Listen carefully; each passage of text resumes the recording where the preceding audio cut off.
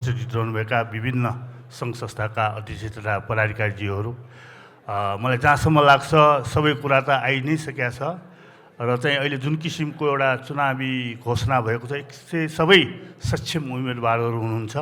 यहाँहरूलाई मेरो तर्फबाट, चेम्बर अफ कमर्सको तर्फबाट पनि अग्रिम बधाई तथा शुभकामना दिन चाहन्छु।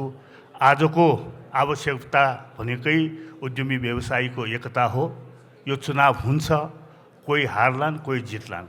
चुनाव सकेपछि हामी हातेमालो गरेर सँगै जानुपर्छ र नेपाल चेम्बर अफ कमर्स, उद्योग वाणिज्य महासङ्घ आउने पदाधिकारीज्यूहरूसँग विगत चाहिँ हामीले धेरै वर्षदेखि सहकार्य गरिरहेका छौँ र यही रूपले हामी सहकार्य गरेर अगाडि बढ्नेछौँ।